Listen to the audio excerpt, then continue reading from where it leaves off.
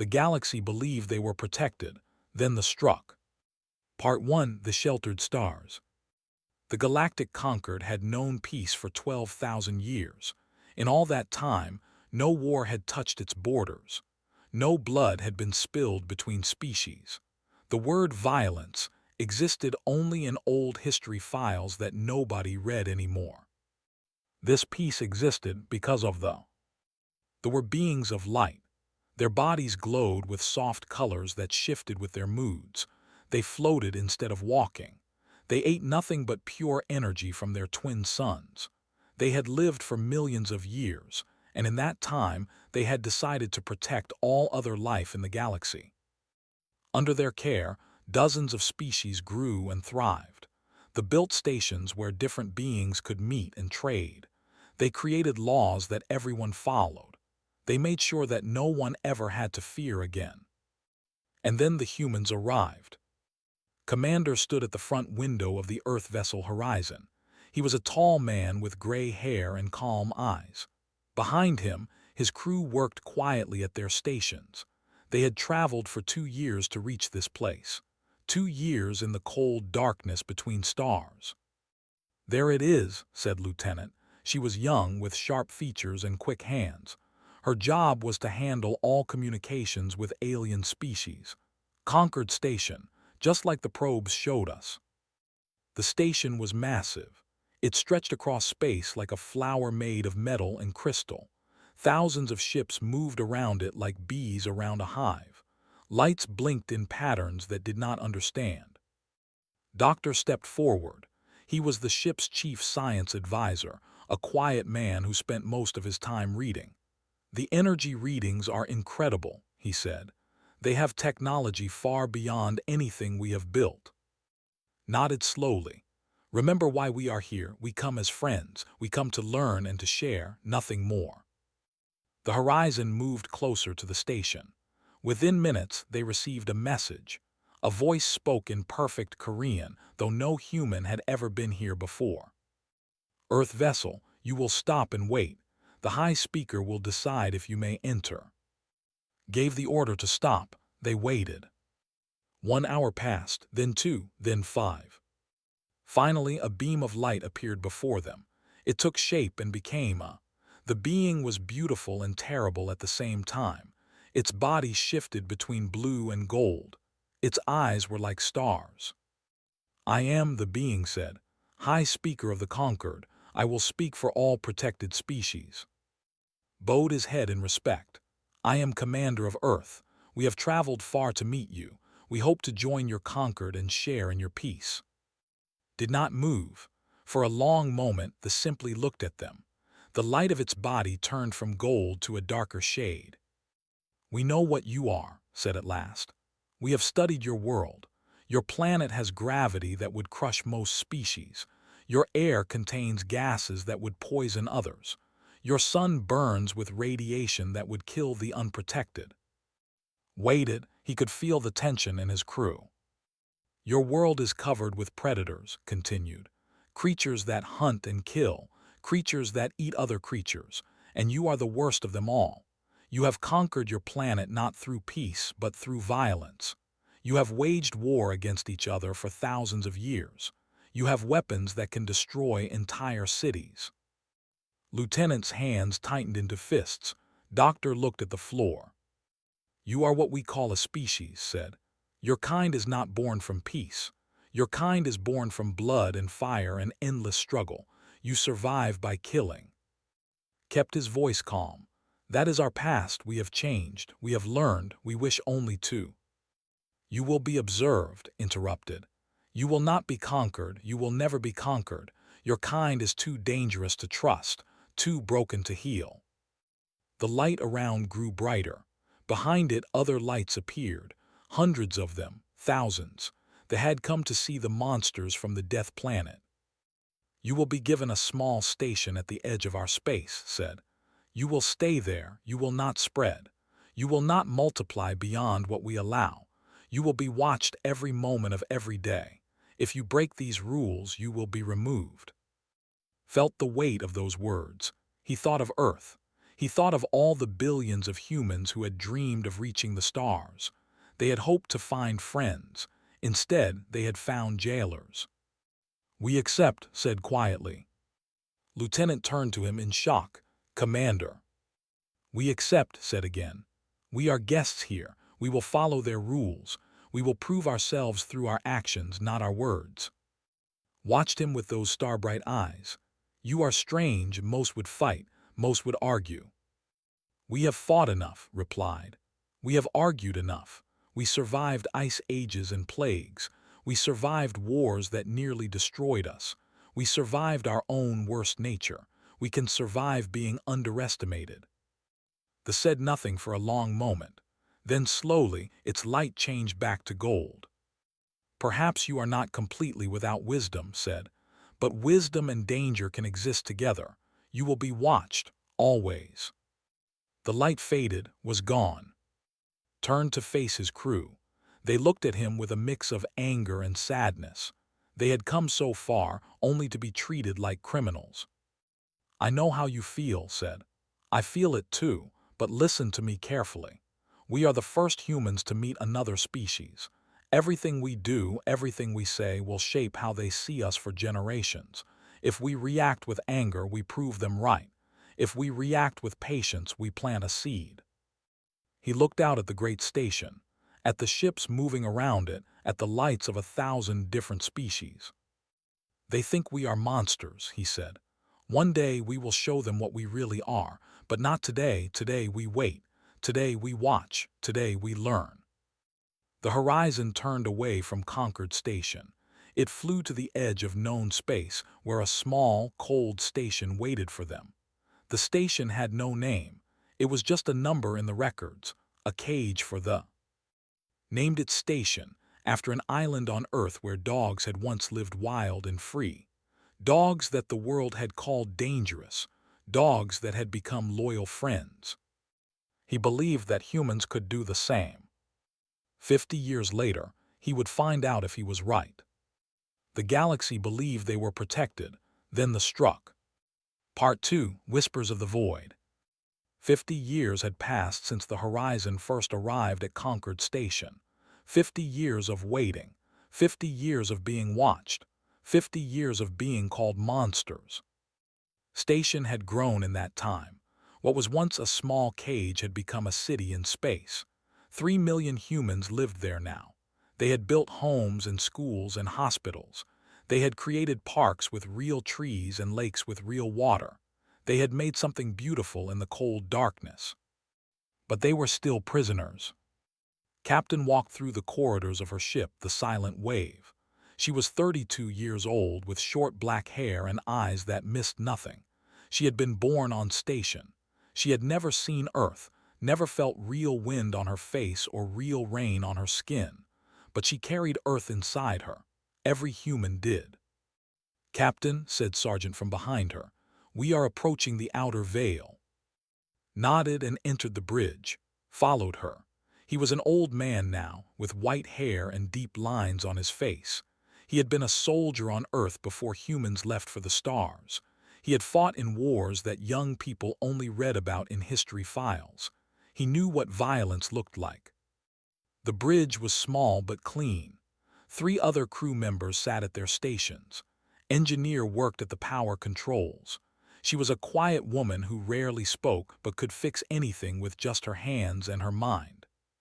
"What does the Conquered want us to look at?" asked. "Strange readings," said without looking up. "Energy patterns they do not understand. They want us to check because," she paused, "because they do not want to risk their own ships." Felt a small flame of anger in her chest. The Conquered used humans for dangerous jobs. They sent them to places where radiation was high or gravity was strong. They treated humans like tools, useful but disposable. "Of course they do," said. "Take us in." The Silent Wave moved toward the outer veil. This was the edge of known space, where the light of the galaxy ended and true darkness began. Beyond the veil was nothing. Empty void that stretched forever. At least, that was what everyone believed. "I am picking up something," said one of the crew members. His name was, and he was in charge of sensors, large energy signatures, multiple sources. Stepped closer to his station. Show me. The screen flickered. At first saw only darkness. Then slowly shapes began to appear. They were far away, millions of kilometers distant, but the sensors could still detect them. Ships, hundreds of ships, maybe thousands. They were black as dead stars. Their shapes were sharp and angular, like blades made for cutting. They moved in perfect formation, coming from somewhere beyond the veil. Where did they come from? Whispered. Sergeant leaned forward. His old eyes were hard. More importantly, where are they going? His heart beat faster. In 50 years of serving the conquered, humans had never seen anything like this. The galaxy was at peace. There were no enemies, no threats. They had promised that everyone was safe. Send a message to the conquered, ordered. Tell them what we have found, tell them now. Worked quickly. The message went out across the stars, traveling at speeds no human fully understood. Within minutes, a response came back. It was from the... Your sensors are wrong, the message said. There is nothing beyond the veil. Check your equipment and return to station. Do not send more false reports. Read the message 3 times. She could not believe it. The evidence was right there on her screens. Ships, thousands of ships, coming toward the galaxy. They think we are lying, said quietly. They think we are stupid, replied. They think cannot understand what they see. Sergeant put a hand on her shoulder. Captain, I have fought in wars. I have seen armies move. I know what invasion looks like. He pointed at the screen. Those are not traders. Those are not explorers. Those are warships, and they are coming fast. Made a decision. Record everything, every piece of data, every image, every reading. If the conquered will not listen today, they will listen tomorrow. When those ships arrive, they will have no choice. For 3 months, the silent wave watched. The black ships moved closer and closer. They did not try to communicate. They did not respond to signals. They simply moved forward, silent and cold. Then the first colony went dark. It was a small world called 4. 10 million lived there in cities of crystal and light. One day they were sending normal messages. The next day, nothing. Silence. The conquered sent ships to investigate. The ships found only death. The cities were burned. The people were gone, not dead, gone, taken. The ground was marked with symbols that no one could read, symbols that looked like wounds in the earth. 2 weeks later, another colony went dark, then another, then another. Finally, they admitted the truth. High Speaker appeared on every screen in the galaxy. His light was no longer gold. It was pale and flickering, like a candle in the wind. They have returned, said. An enemy we thought was destroyed long ago. An enemy from the time before time. They have come back and they want everything. The galaxy heard these words and did not understand. What were the... How could there be an enemy? They had promised safety. They had promised peace. On station, the humans understood perfectly. Admiral, now very old but still sharp, called a meeting of all human leaders. They gathered in a great hall that looked out at the stars. They ran from the millions of years ago, explained. They fled across the universe to escape. They built the conquered to hide, but they have long memories. The do not forget, the do not forgive. Captain stood among the crowd. What do they want? Looked at her with sad eyes. Everything. They take worlds, they take people, they take resources. They are not conquerors, they are harvesters. They see the galaxy as a field of crops waiting to be collected. Can they fight them? Someone asked. Shook his head slowly. They have not fought anyone in 12,000 years. Neither has any species in the conquered. They have forgotten what war is. They have forgotten how to resist. They have forgotten how to survive. Sergeant stepped forward. His voice was rough but clear. We have not forgotten. A murmur went through the crowd, raised his hand for silence. The conquered has kept us caged for 50 years, said. They have called us monsters, they have feared us, and now, at last, they have a reason to fear, but not us. He looked around the room at the faces of his people. The question is simple. Do we help them? Do we fight for beings who despise us? Do we die for a galaxy that wishes we did not exist? The room was silent. Thought of her ship, her crew, her life on the edge of space. She thought of Sargent, who had seen so much war. She thought of who fixed things that were broken. If we do nothing, said, the will not stop with the conquered. They will come for us eventually. We fight now when we have allies, or we fight later when we are alone. Smiled, it was a small smile, tired but real. Then we fight, he said. Not for glory, not for revenge. We fight because that is what humans do. We protect, we endure, we survive. He turned to look at the stars beyond the window. And we show the galaxy what really are. The galaxy believed they were protected, then the struck. Part 3, the crumbling shield. The galaxy was falling apart. Every day new reports came in. Colony after colony went dark. They moved through space like a great black wave, swallowing everything in their path. They sent ships to stop them. The ships never came back. Ambassador stood on the observation deck of Concord Station. He was humanity's voice in the Council of Species. For 20 years he had argued for human rights. For 20 years he had been ignored. Now, as the galaxy burned, the council finally wanted to talk. Below him, the great hall was filled with representatives from every protected species. They floated in their circles of light. The Morin huddled together, their small bodies shaking with fear. They stood frozen, unable to process what was happening. None of them had ever seen violence. None of them understood death. High Speaker entered the hall. His light was dim now, almost gray. The weight of failure pressed down on him like a physical force. We have lost 47 worlds, announced. 17 billion beings are dead or taken. Our fleets cannot stop the advance. Our shields cannot block their weapons.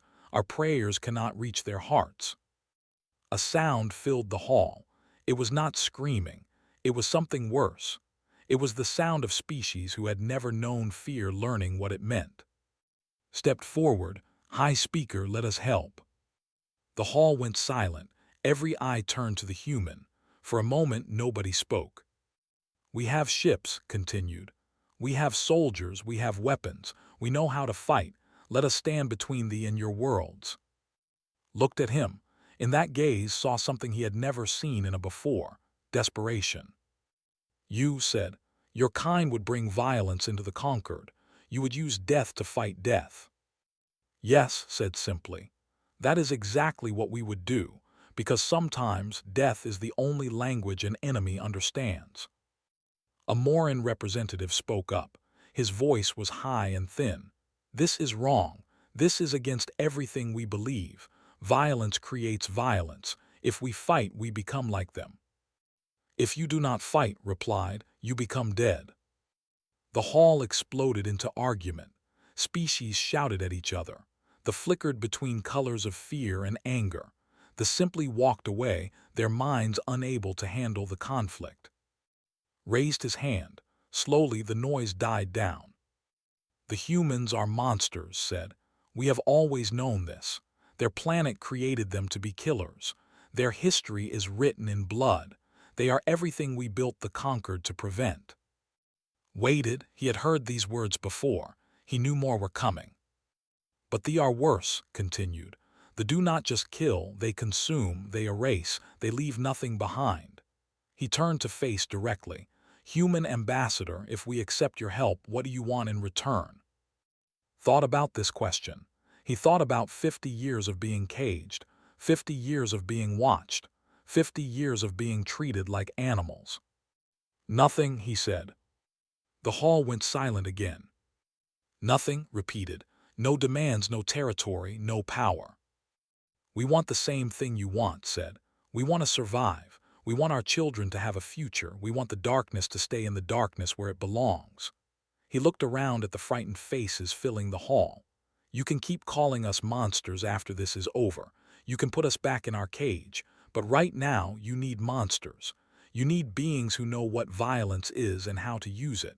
You need. Was quiet for a long time. Around him, the other waited. The decision was his to make. We do not accept your help, said finally. Felt his heart sink.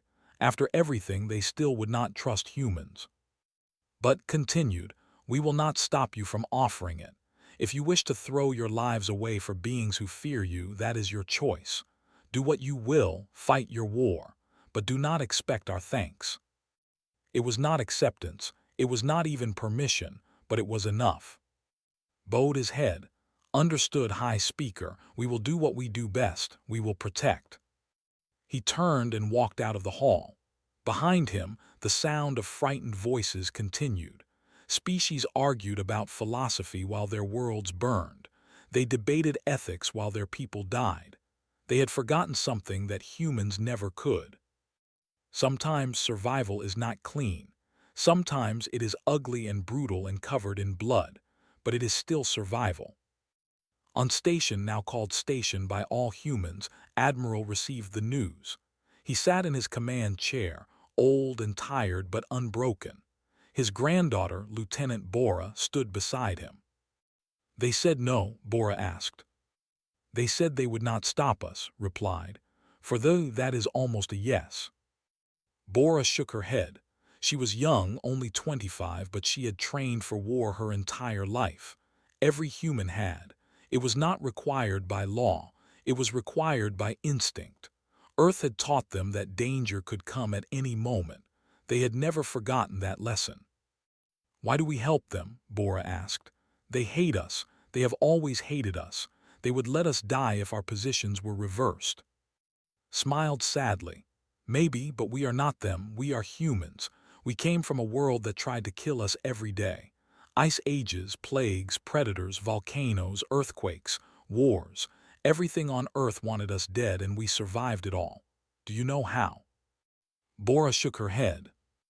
By protecting each other, said. By standing together when the darkness came. Our ancestors did not survive alone. They survived in groups, in families, in tribes. They fought for each other, died for each other, lived for each other. That is what it means to be human. We protect. He stood up slowly, his old bones aching. The conquered species do not understand this. They think protection means hiding behind walls. They think safety means avoiding danger. But real protection is not passive. Real protection is active. It is standing in front of the weak and saying to the darkness, "You want them, you go through me first." He looked at his granddaughter. In her eyes, he saw the same fire that had burned in human eyes for 100,000 years. Go, he said, tell the fleet to prepare. We launch in 1 week. Bora saluted and left. Turned to look out the window at the stars. Somewhere out there they were coming. They had destroyed civilizations before. They thought they knew what they were facing. They had never faced. 1 week later, the human fleet launched. 500 ships of various sizes, 2 million soldiers, weapons that had not been used since the last wars on Earth. As they left station, a message arrived from the. It was short and formal. Do what you must, may the light guide you. Read the message and smiled. The light will not guide us, he said quietly to himself. We will guide the light. We will be the fire that burns in the darkness. We will be the wolves that guard the sheep. He looked at the fleet spreading out around him. Humans from Earth. Humans who had never known peace but had always dreamed of it. We will show them, he said. We will show them all. The fleet jumped into hyperspace. The war for the galaxy had begun. The galaxy believed they were protected. Then the struck. Part 4 Unleashed. They had conquered 10,000 worlds. They had crushed species beyond counting. They had stripped planets of life and left only dust behind. In all their history, they had never lost a battle. They were about to learn something new. The Sorai system was nothing special. 3 planets, 1 small sun, a few mining stations. The conquered had placed it low on their list of important places, but it sat directly in the path of the advance. If the took saw eyes, they would have a clear route to the inner conquered worlds. Vice Admiral stood on the bridge of the carrier.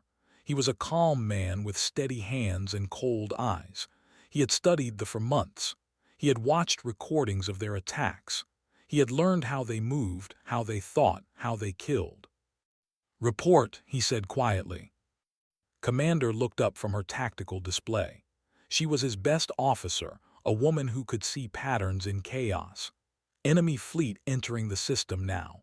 Approximately 300 capital ships, 1,000 support vessels. They are moving in standard formation. Nodded. Standard formation. They always use standard formation. Why would they change? They had never needed to. All ships, said into the fleet communication system, begin Operation Scattered Leaves. Execute. The human fleet had been hiding behind the largest planet in the system. 300 ships of their own, small compared to the vessels but built for speed and violence. As gave the order, they exploded outward in every direction. From the perspective, it looked like panic, like prey running in fear. Their commanders laughed in their harsh, clicking language. They had seen this before. Species always ran. Running made them easier to catch. The ships accelerated, breaking their formation to chase the scattered humans. Their weapons powered up. Their hunting instincts took over. They did not understand what they were seeing. Humans did not run from predators. Humans were predators. They had hunted every dangerous animal on Earth to extinction. They had conquered the most deadly planet in the galaxy. They did not flee from hunters. They baited them. Captain flew her ship, the Silent Wave, deeper into the asteroid field that circled Saurise 3. Behind her, a dozen destroyers followed. They were faster than her. They were gaining.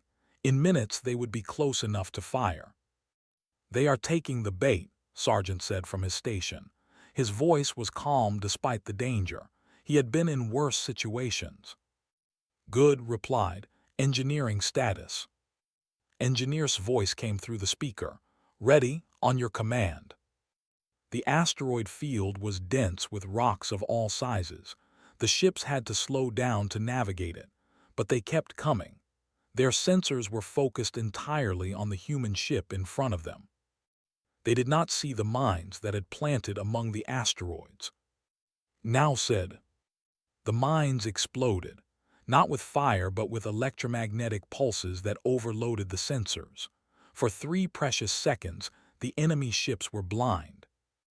3 seconds was enough. The Silent Wave spun around. Her weapons opened fire. At the same moment, 6 other human ships appeared from hiding spots among the asteroids. They had been powered down, invisible to sensors. Now they powered up and attacked from every direction. The destroyers tried to respond. They were still faster and stronger, but they were confused. Their formation was broken. Their commanders could not coordinate. In 4 minutes, all 12 destroyers were disabled or destroyed. Watched the last ship spin away into the darkness, trailing fire and debris.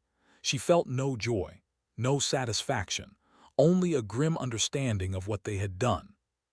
"Report to the Admiral," she said. "Sector 7 is clear, moving to support Sector 4. Across the Saurise system, similar battles played out. They had expected easy prey. Instead, they found traps. Human ships appeared where they should not be.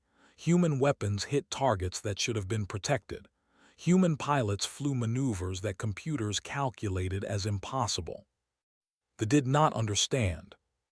They did not know that humans could survive acceleration forces that would kill any conquered species. They did not know that human eyes could track fast-moving objects better than most sensors. They did not know that human bodies could fight through pain and injury that would shut down other beings. They did not know that humans had evolved on a. Vice Admiral watched the battle unfold on his display. Green dots for human ships, red dots for. Slowly, the red dots were becoming fewer. "They are adapting," Commander warned. "The commanders are pulling their ships back into formation. They are learning. Good, said. Learning means they are thinking. Thinking means they are afraid. A new signal appeared on the display. A command ship, larger than any other vessel in their fleet. It had been hanging back, observing. Now it moved forward. The Supreme Commander wants to see what we are, said. Let us show him. He opened a channel to all human ships. All units form up on my position. We will meet them head to head. No more tricks, no more traps. Now we show them what can do in a straight fight. The human fleet gathered. 300 ships against what remained of the force, still over 200 capital vessels, plus the massive command ship. The two fleets faced each other across the void. Stood and straightened his uniform. Attention all ships. The beings on the other side of this battlefield have conquered the galaxy. They have never been stopped. They have never been defeated. They think they are the greatest predators in the universe. He paused, letting his words sink in. They are wrong. We are humans. We come from a world that tried to kill us every single day. We hunted animals that were bigger, faster, and stronger than us. We survived ice and fire, plague and famine, earthquake and flood. We survived each other. Nothing in this galaxy is more dangerous than what we have already defeated. His voice grew harder. Today, we teach them something they have never learned. Today, we show them that there is always a bigger predator. Today, we make them feel fear. The channel closed. Silence filled the... Then Commander smiled. It was a cold smile, sharp as a blade. All weapons ready, Admiral, she said, awaiting your order. Looked at the fleet one more time. He thought of the worlds they had destroyed, the billions they had killed, the darkness they had spread across the stars. Fire, he said. The human fleet exploded into action. Missiles and energy beams and kinetic rounds filled space with light and destruction. They responded with their own weapons, equally deadly, equally terrible. Ships died on both sides, humans and perished together in the cold vacuum. The battle was not clean or beautiful. It was ugly and brutal, exactly what war always was. But the humans did not stop. They did not retreat. They did not hesitate. They had been called monsters for 50 years. Now they proved it. After 3 hours, the Supreme Commander sent a signal. His fleet was broken. His ships were scattered. For the first time in 10,000 years, they were retreating. Commander stared at her display. They are withdrawing. They are actually withdrawing. Nodded slowly. His hands were shaking. He had lost 50 ships, 12,000 humans. The cost was terrible. But they had won. This is not over, he said quietly. They will come back. They will bring more ships, more soldiers. They will learn from today and adapt. Then what did we accomplish? Asked. Turned to look at her. His eyes were tired but burning with something she had never seen before. We showed them that they can lose, he said. We showed them that the galaxy has teeth. We showed every species in the conquered that the darkness can be pushed back. He looked out at the battlefield, at the wreckage and fire and death. Most importantly, he said, we showed them who we are, not monsters, not animals, humans. And humans do not give up, ever. The message spread across the galaxy at the speed of light. At Concord Station, they watched in stunned silence. At Station, humans cheered and wept. Across 1,000 worlds, species who had lost all hope felt something new. The had struck, and the had learned to be afraid. The galaxy believed they were protected, then the struck. Part 5, The Price of Protection. The war did not end at Saurise. They did not surrender. They did not negotiate. They simply regrouped, learned, and came back stronger. 3 years passed. 3 years of blood and fire and sacrifice. The human fleet won battles and lost battles. Worlds were saved and worlds were lost. The numbers of the dead grew too large to count. General stood in the ruins of what had once been a beautiful city. Crystal towers lay shattered around her. Gardens of light had been burned to ash. The air smelled of death and failure. This was Velar Prime. The heart of the conquered, that had finally reached it. "Status report," said into her communicator.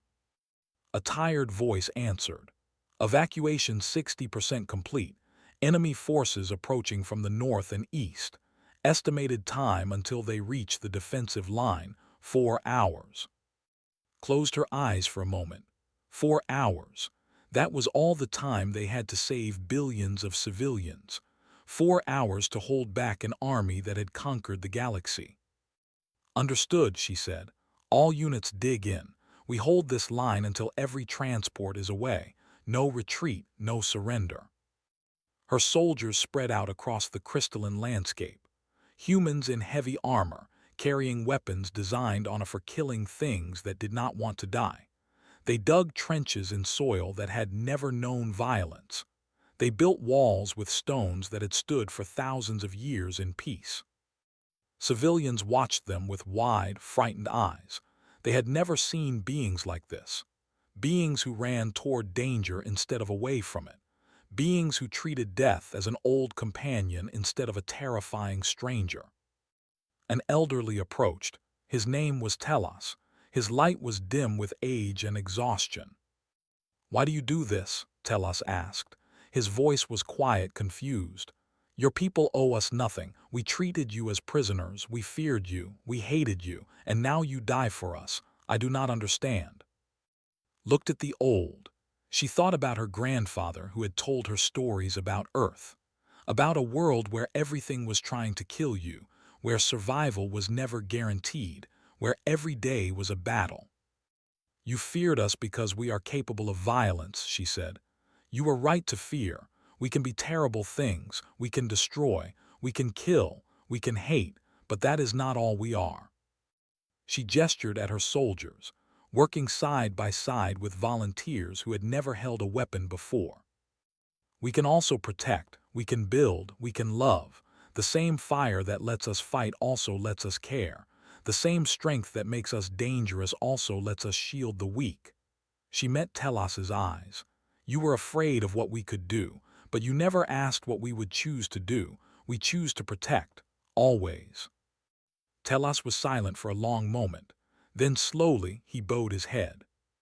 "I was wrong about your kind," he said. "We all were." "Maybe," replied. "But being wrong is not a crime. The only crime is refusing to learn." A distant explosion lit up the horizon. They were getting closer. "Go," said to Telos. "Get to the transports. Tell your people what you saw here. Tell them that they are not monsters. Tell them we are just different. Different is not bad. Different is sometimes the only thing that can save you." Telos nodded and moved away toward the evacuation zone. Turned back to her soldiers. "Here they come," she said. "Remember what we are fighting for. Not glory, not revenge. We fight for the people behind us. We fight for the children who will never know what we sacrificed.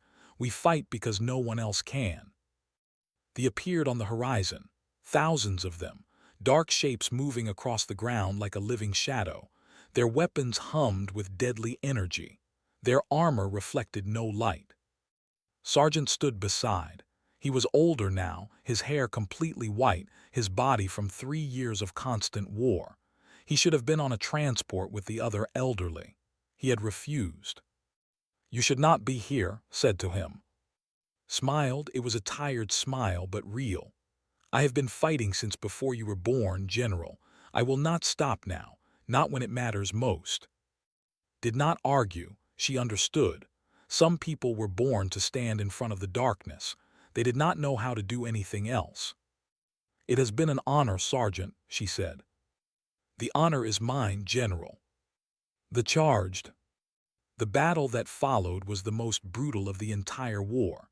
Human soldiers fought hand to hand with warriors. Weapons ran out of ammunition. Armor cracked and shattered. Blood soaked into the crystal soil. But the humans did not retreat. Every time a soldier fell, another took their place. Every time a line broke, they reformed somewhere else. They fought not with hope of victory but with certainty of purpose. They knew what they were protecting. Hours passed. The sun moved across the sky, the pressed forward, the humans pushed back. Finally, the last transport lifted off from Velar Prime.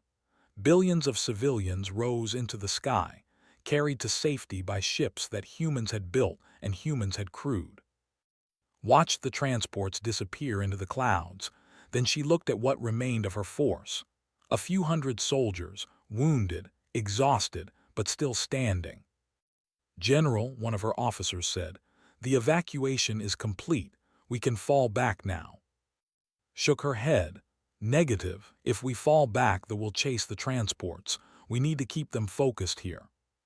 The officer understood. His face went pale, but he did not argue. "You heard the general," he said to the remaining soldiers. "We hold until the transports are out of range. This is our last stand."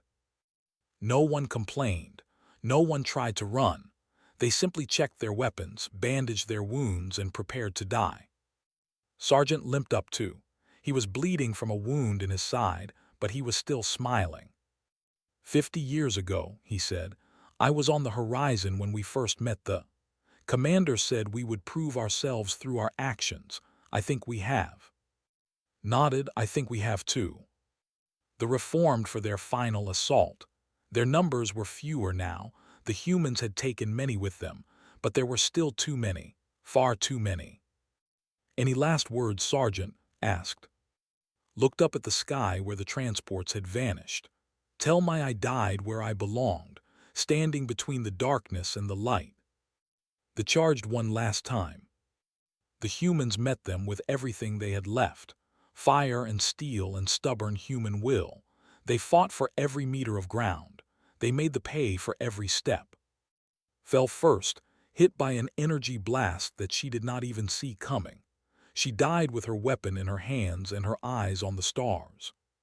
Fell an hour later, surrounded by the bodies of enemies he had killed. He died with a smile on his face, thinking of his. The last human soldier fell as the sun set on Velar Prime. By then the transports were safe. They were safe. The mission was complete. On Concord Station, High Speaker watched the final transmissions from Velar Prime. He saw humans die, one by one, for a species that had treated them like animals. He saw them refuse to retreat, refuse to surrender, refuse to abandon their posts. And finally he understood. "They are not monsters," he whispered to himself. "They never were. They are guardians, protectors. They were born to fight not because they love violence, but because they love what violence can save." He turned to his advisors. His light was no longer pale with fear. It burned bright gold. "Send a message to all conquered species," he said. "The humans have shown us what courage looks like. Now it is our turn to learn. We will not let their sacrifice be in vain." For the first time in 12,000 years, they began to prepare for war. Not as protectors hiding behind shields, but as warriors standing beside friends. They had taught them how.